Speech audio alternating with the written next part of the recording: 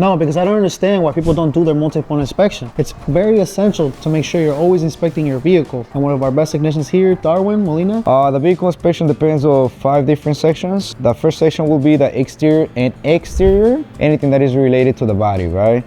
We check the wipers, the light, the AC and heating operation, which is very important now that winter is coming. The next point will be under the hood, checking the engine oil, brake fluid, washer, antifreeze, filters. After that, we got what's the battery.